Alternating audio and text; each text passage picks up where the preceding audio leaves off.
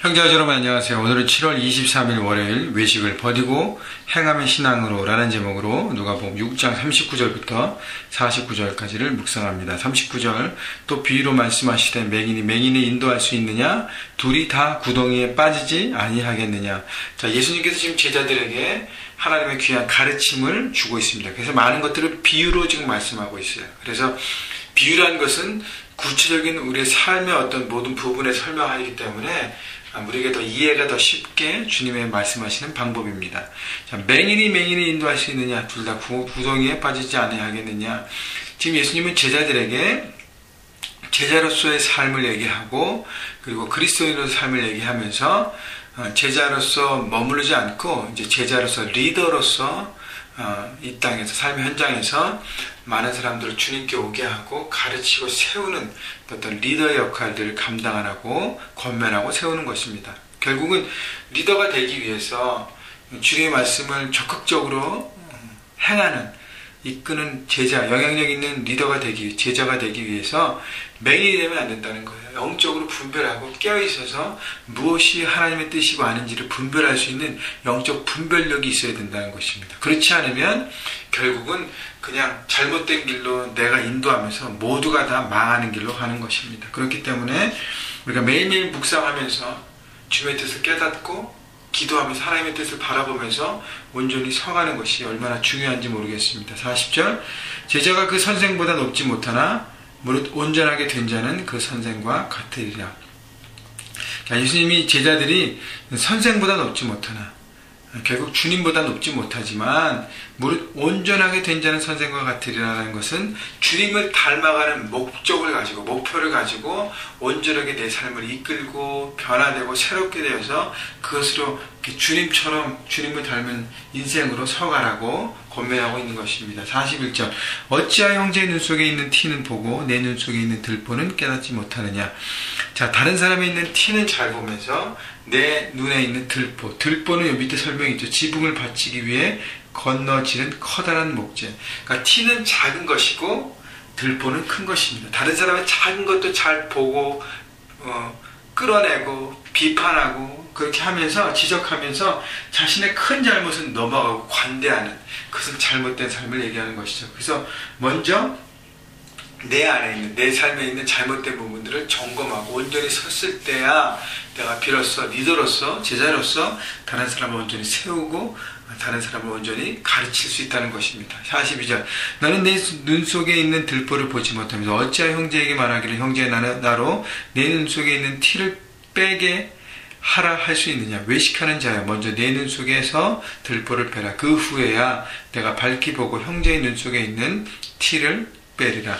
자, 그래서 외식하는 자라고 얘기하고 있습니다. 다른 사람을 지적하면서 자기는 아무것도 안 하는 사람. 바로 당시에 서기관과 제사장이나 바리새인 같은 종교 지도자들을 얘기하고 있습니다. 그들은 가르침으로 다른 사람을 지적하고 비판할 수 하긴 하지만 자신은 그렇게 살지 않는 이중적인 삶을 산다는 것이죠. 외식은 쉬워라는 거예요. 겉으로 하는 척만 하고 자기는 하지 않는 이중적인 삶의 자태를 얘기합니다. 그렇기 때문에 중요한 것은 다른 사람에게 뭔가를 하기 전에 내 자신이 먼저 온전히 나를 세우고 온전히 나를 정결케 하고 내 안에 있는 무엇이 잘못된가의 죄악에 대한 부분들을 점검하고 바르게 서가는 것이 중요하다는 것입니다. 그래서 리더는요, 제자는요, 자기를 먼저 돌아보고 온전히 설 때 그렇게 그 삶의 모습을 통해서 자연스럽게 내가 섬기고 영향력을 미치는 사람들을 온전히 끌어갈 수 있는 것입니다. 43절 못된 열매 맺는 좋은 나무가 없고 좋은 열매 맺는 못된 나무가 없느니라. 나무는 각각 그 열매로 아나니 가시나무에서 무화과를 또는 찔레에서 포도를 따지 못하느니라. 못된 열매 맺는 좋은 나무, 그러니까 좋은 나무는 좋은 열매 맺고 나쁜 나무는 나쁜 열매를 맺는다는 것입니다. 여러분, 좋은 나무가 먼저 되어야 좋은 열매를 자동적으로 맺습니다. 여러분, 좋은 나무가 되기 위해서 어떻게 해요? 뿌리를 강하게 하고 뿌리를 제대로 심어야 합니다. 뿌리를 어디를 향해 해야 합니까? 바로 주님께 향해 있어야 합니다. 주님이 주시는 그 은혜와 말씀과 주님이 주신 가르침으로 내 영혼을 살찌우고 자라게 해야 온전하게 건강하게 자라고 그 다음에 건강한 열매가 맺어지는 것입니다. 그렇기 때문에 내 삶의 뿌리가 어디에 내려 있는지 여러분, 매주일 우리가 주일 예배를 드리고 매일매일 말씀 묵상을 권면하고 있는데 저는 그것이요 우리의 삶의 뿌리를 내리고 어디에 내리고 있냐에 우리가 보여주는 것입니다. 저는 뿌리를 주님께 내리고 있습니다 라고 말하면서 묵상하지 않고 주일 예배를 온전히 드리지 않으면서 그렇게 하고 있다는 것은 말만 하는 것, 실적으로 뿌리를 내리지 않는 것입니다. 그렇기 때문에 내 뿌리를 어떻게 내리고 있는가, 그 다음에 뿌리를 내가 제대로 내리고 있다면 그 다음에 내 열매를 점검해야 하는 것이죠. 열매는 내 삶의 적용입니다. 나는 열심히 주께 주신 말씀대로 살고 있는가. 여러분 45절, 선한 사람은 마음에 쌓은 선에서 선을 내고 악한 자는 그 쌓은 악에서 악을 내나니 이는 마음에 가득한 것을 입으로 말합니다. 그렇기 때문에 선한 마음, 선한 생각, 이것이 뭐죠? 창조적인 생각과 긍정적인 생각, 믿음의 생각이 할 때 믿음의 언어가 나오고 믿음의 삶의 적용점이 나온다는 것입니다. 그래서 이 뿌리, 내가 무엇을 품느냐가 중요한 거예요. 그렇기 때문에 하나님 말씀 묵상하고 채우라고 얘기하는 것입니다. 내 마음의 정원에 무엇이 심겨져 있는가를 돌아보십시오. 46절, 너희는 나를 불러 주여 주여 하면서도 어찌하여 내가 말하는 것을 행하지 아니하느냐. 내게 나와 내 말을 듣고 행하는 자마다 누구와 같은 것을 너희에게 보리라. 집을 질 때 48절, 깊이 파고 주추를 반석 위에 놓은 사람과 같으니 큰 물이 나서 탕류가 그 집에 부딪히되 잘 지었기 때문에 능히 요동하지 못하게 하였거니와.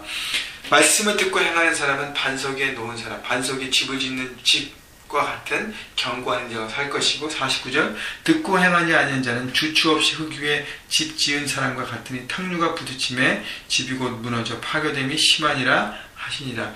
자, 말씀 듣고 행하지 않는 사람은 기초 없는 삶을 사는 것, 기초 없는 집을 짓는 것과 똑같습니다. 여러분, 그렇기 때문에 말씀을 듣고 행하는 것이 지금은 아무것도 아니라 생각하지만 먼 미래를 바라볼 때 결국 거기서 승패가 나는 것입니다.